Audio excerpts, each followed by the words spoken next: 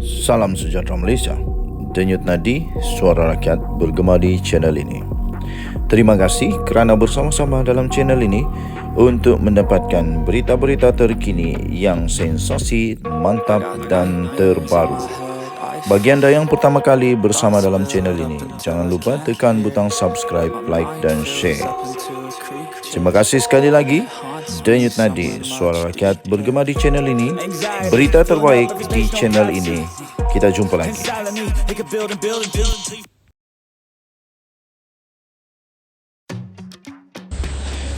Salam sejahtera Malaysia. Artikel yang baru saja diterima daripada sabudin.com.net 12 Disember 2023. Tok Mat turun pangkat. Berita penuh. Pastinya ketika ini semua orang sudah mengetahui tentang rombakan kabinet sebagaimana yang telah diumumkan oleh Anwar Ibrahim pagi tadi. Secara kasarnya, tiada apa-apa yang terlalu mengejutkan dalam rombakan yang diumumkan itu, kecuali dua perkara. Pertama, pelantikan Amir Hamzah Azizan iaitu bekas CEP KWSP sebagai Menteri Kewangan kedua. Namanya hampir tidak pernah disebut sebelum ini untuk dilantik menghadiri kabinet. Meskipun tidak dinafikan, beliau mempunyai pengalaman yang cukup luas dalam dunia korporat dan dunia kewangan swasta. Ini kerana yang disebut-sebut sebelum ini paling sesuai menjadi Menteri Kewangan kedua ialah Johari Ghani, seorang naib Presiden UMNO serta pernah memegang jawatan tersebut ketika era pentadbiran Najib Razak dahulu. Kenapa Johari tidak dilantik sebagai Menteri Kewangan kedua? Johari bagaimanapun diberikan jawatan Menteri Perdagangan dan Komoditi. Mungkin pengalaman Johari dalam dunia korporat dan sebagai bekas Menteri Kewangan kedua sebelum ini lebih diperlukan untuk memantapkan sektor perdagangan dan komoditi negara. Cumanya diharap Amir Hamzah berdasarkan pengalamannya itu mampu memberi sumbangan yang bermakna kepada kerajaan melalui jawatan yang baru diberikan kepadanya. Perkara kedua yang boleh dikira mengejutkan ialah pertukaran kementerian yang disandang oleh Timbalan Presiden UMNO Muhammad Hassan atau Tok Mat. Beliau sebelum ini adalah Menteri Pertahanan, sebuah kementerian yang dianggap kanan, tetapi kini dipindahkan ke Kementerian Luar Negeri yang tidak diketahui entah kanan atau entah kiri status kementerian itu. Menteri Luar Negeri sebelumnya ialah Zamri Abdul Kadir yang sekarang ditukarkan ke Kementerian Pengajian Tinggi. Menteri Pertahanan yang baru pula ialah Khalid Nordin selain naib Presiden UMNO yang sebelum ini adalah Menteri Pengajian Tinggi.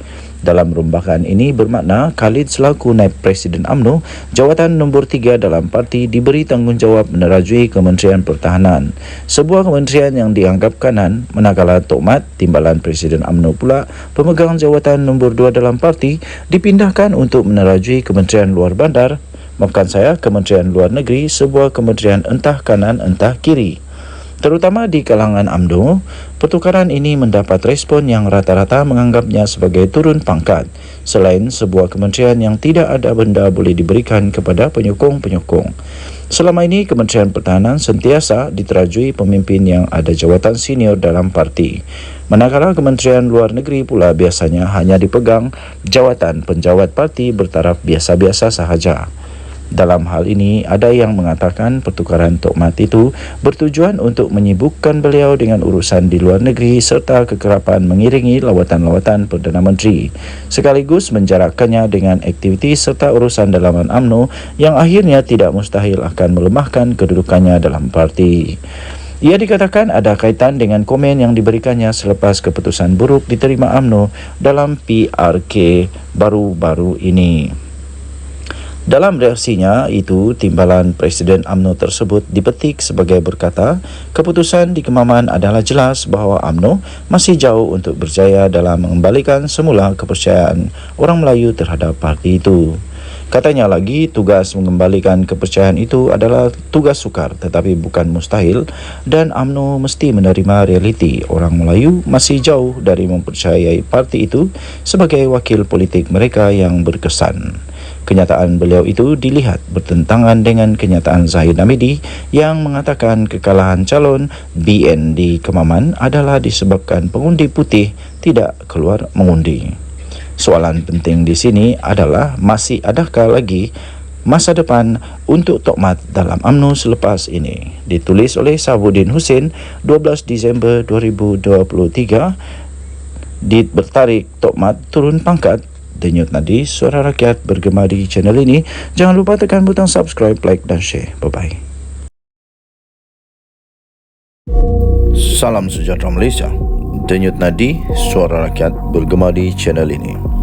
Terima kasih kerana bersama-sama dalam channel ini untuk mendapatkan berita-berita terkini yang sensasi, mantap dan terbaru. Bagi anda yang pertama kali bersama dalam channel ini, jangan lupa tekan butang subscribe, like dan share.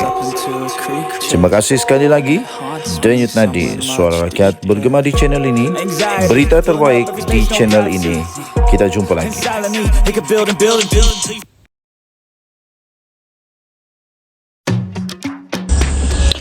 Salam sejahtera Malaysia. Denyut nadi suara rakyat bergema di channel ini. Berita terkini daripada isroawani.com. Tun M selar tindakan AS guna veto batal draft resolusi gencatan senjata di Gaza. Berita penuh. Kuala Lumpur. Tun Dr. Mahathir Mohamad sekali lagi menyelar Israel dan Amerika Syarikat berhubung peperangan yang berlaku di semenanjung Gaza yang sehingga kini telah pun mengorbankan lebih 18,000 orang nyawa rakyat Palestin. Bekas Perdana Menteri itu berkata, tindakan veto oleh Amerika Syarikat untuk membatalkan draft resolusi gencatan senjata kemanusiaan di Gaza semasa mesyuarat Majlis Keselamatan Pertubuhan Bangsa-Bangsa Bersatu PBB UNSC merupakan perkara biasa bagi negara Uncle Sam itu. Ini kerana, kata Tun Dr. Mahathir Mohamad, Amerika Syarikat diasaskan di atas pembunuhan beramai-ramai penduduk asli Amerika Utara dan hal itu tidak seharusnya dilupakan. Katanya, tidak dapat digambarkan kengerian yang menimpa Gaza akibat pembunuhan beramai-ramai oleh Israel. Zionis mendakwa mereka menghukum rakyat Palestin kerana pada 7 Oktober Hamas telah melancarkan serangan dan mengakibatkan 1,400 orang rakyatnya telah terbunuh. Tetapi Israel telah lupa. Selama 70 tahun mereka telah menindas rakyat Palestin, mencuri tanah untuk mewujudkan negara Israel, mengembangkan negara mereka ke tanah Palestin, membina penempatan, menangkap dan memenjarakan ribuan rakyat Palestin tanpa bicara, menyiksa mereka, membunuh rakyat Palestin setiap hari, merampas Baitul Muqaddis dan Tembim Barat, kata Tun Mahathir. Tun Mahathir juga berkata rakyat Palestin telah berusaha untuk mendapatkan kembali tanah mereka. Mereka juga menerima negara Israel, tetapi penindasan, pembunuhan, penodaan Al-Aqsa, penahanan dan penyiksaan, pembinaan penempatan dan lain-lain masih berterusan, katanya dalam satu kenyataan pada Rabu. Mengulas lanjut, Dr. Mahathir berkata, adalah luar biasa bagi Hamas yang akhirnya melakukan keganasan untuk membalas dendam terhadap Israel, dan sekalipun Hamas telah melancarkan roket terhadap Zionis, ia adalah kurang daripada apa yang pihak lain akan lakukan jika tanah mereka diduduki oleh orang lain. Jelas beliau lagi, apa yang dikatakan hukuman terhadap rakyat Palestin adalah tidak seimbang dengan kerosakan yang dilakukan oleh Hamas. Katanya sudah 18,000 penduduk Gaza telah terbunuh dengan 70% daripada mereka adalah wanita dan kanak-kanak. Malah bayi juga tidak terlepas, kata Mahathir.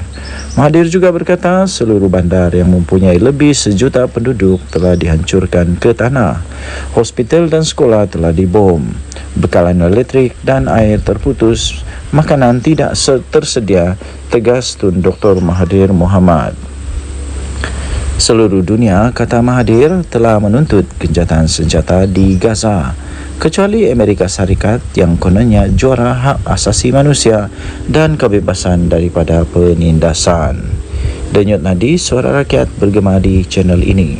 Untuk mendapatkan berita lengkap, sila layari astroawane.com bertarikh 13 Disember 2023 bertajuk Tun M Selar Tindakan AS Guna Veto Batal Draft Resolusi Gejatan Senjata di Gaza. Denyut nadi Suara Rakyat bergema di channel ini. Bye-bye. Salam sejahtera Malaysia. Denyut nadi Suara Rakyat bergema di channel ini. Jangan lupa tekan butang subscribe, like dan share. Malaysia kita punya, cintai Malaysiaku, kita jaga kita.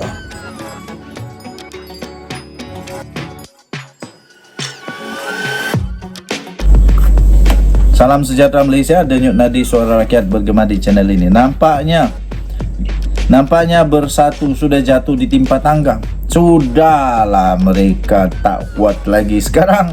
Hancur, berkecai dengan perpecahan.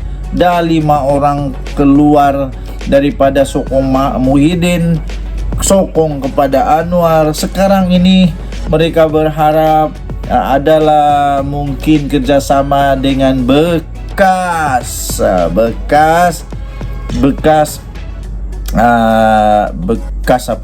kawan. Entahlah, saya pun tak tahu bekas kawan ke apa, tapi mereka mungkin mahu ada kerjasama dengan GRS, Gabungan Rakyat Sabah, tapi akhirnya mereka kesianlah dapat keputusan GRS mungkin tolak kerjasama dengan Bersatu. Itu kata penganalisis. Saya pun fikir lebih baik GRS janganlah bekerjasama dengan Bersatu. Kalau sudah bersama dengan kerajaan, lebih baik bekerjasama dengan kerajaan lah. Jangan bikin pening di negeri lain, di persekutuan lain, itu bikin pening. Harap-harap GRS buatlah keputusan terbaik. Jangan bikin pening. Di negeri, Bangkang. Di persekutuan, dengan persekutuan, hairan bin ajaib. Nanti susah begitu. Tapi, kalau GRS memang tolak kerjasama dengan Bersatu, memang kesian lah Muhyiddin. Kesian. Dia hanya ada satu lagi tempat berpaut, PAS. Itu sejalah. Nasib baiklah PAS terima. Kalau tidak, entah macam mana Bersatu. Kuatkah tidak? Tidak pastilah. GRS mungkin tolak kerjasama dengan Bersatu, kata penganalisis. Penganalisis berkata, parti pemerintah Sabah itu tidak mendapat sebarang kelebihan sekiranya menerima Bersatu dalam gabungan itu. Saya dah kata, bikin apa? Tiada kelebihan pun. Bersatu bukan kuat pun di Sabah. Bukan kuat pun di Sabah, tidak. Bersatu tidak kuat di Sabah sekarang ini. Dulu ya mungkin kuat sampai boleh menang, tapi sekarang ini saya rasa tidak kuat lah. Hampir-hampir tidak disebut sudah ini Bersatu di Sabah.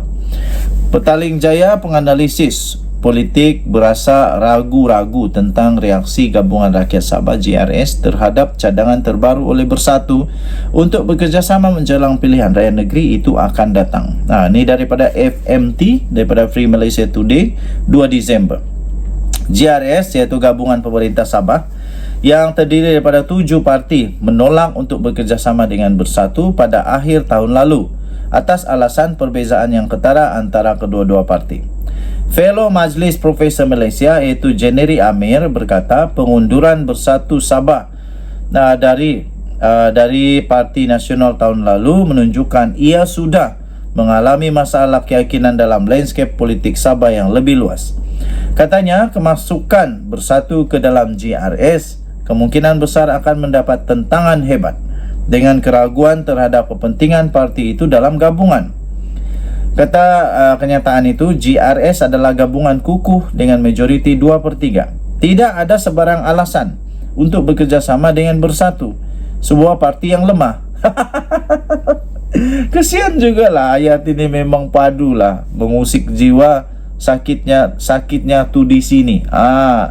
Tidak ada alasan untuk bekerjasama dengan Bersatu, sebuah parti yang lemah. Bersatu bukan parti tempatan, tetapi menyamar sebagai parti tempatan, katanya kepada FMT. Salam sejahtera Malaysia, denyut nadi Suara Rakyat bergema di channel ini. Baru-baru ini Malaysia dikejutkan dengan pendedahan daripada SPRM yang telah membekukan akaun Aman Palestin kerana sedang disiasat untuk penyalahgunaan atau pengubahan wang haram. Tiba-tiba rupa-rupanya pada 1 Disember 2023 muncul satu berita kononnya Mukhris ada kaitan dengan aman Palestin. Mukhris ada kaitan dengan aman Palestin? Biar betul nih. Akhirnya, tapi apapun, akhirnya Mukhris tampil memberikan penjelasan. Tapi memang agak mengejutkan lah. Kenapa tiba-tiba nama Mukhris ada di situ? Kenapa tiba-tiba nama dia ada di situ? Dia belum cukupkah dengan masalah yang sedang melanda dia dan partinya? Susah juga, kesian juga lah nama Mukhris tiba-tiba muncul. Tapi akhirnya beliau tampil memberikan penjelasan. Mukhris Mahathir menjelaskan bahawa dia tidak pernah menjadi penasihat aman Palestin. Entah macam mana, siapa yang bertanggungjawab yang timbulkan nama dia pun tak pasti. Entah macam mana tiba-tiba Mukhris punya nama ada di sana. Tidak ada nama lain kah yang boleh disebut? Kenapa nama Mukhris juga? Presiden Perjuang itu berkata, beliau tiada sebarang kaitan dengan NGO itu. Ini daripada laporan FMT 1 Disember 2023. Jadi penafian Mukhris Mahathir itu menyusul catatan lama aman Palestin yang muncul semula di media sosial. Rupanya ada ungkitan lama. Presiden Pejuang Mukhris Mahathir menafikan beliau pernah menjadi penasihat aman Palestin dan menegaskan beliau tiada sebarang kaitan dengan NGO itu. Penafian itu muncul catatan lama aman Palestin yang mengucapkan tahniah kepada Datuk Mukhris yang dikatakan penasihatnya atas penganugerahan darjah kebesaran Kedah yang muncul semula di media sosial yang menimbulkan banyak persoalan mengenai hubungan Mukhris dengan NGO itu. Jadi Mukhris Mahathir kemudiannya tampil dan memberikan kenyataan bahawa dia berkata, saya bukan penasihat mereka dan sudah meminta Aman Palestin AP untuk memadamkan catatan mereka. Saya tak pernah menjadi penasihat mereka, kata bekas Menteri Besar Kedah itu kepada FMT. Aman Palestin sekarang ini sedang disiasat oleh Suruhanjaya Pencegahan Rasuah Malaysia ke atas dakwaan penyalahgunaan dana sumbangan sebanyak 70 juta ringgit Malaysia. Minggu lalu, agensi anti rasuah itu membekukan 41 akaun bank yang membabitkan dana lebih 15 juta ringgit Malaysia yang dikaitkan dengan Aman Palestin dan beberapa entiti lain.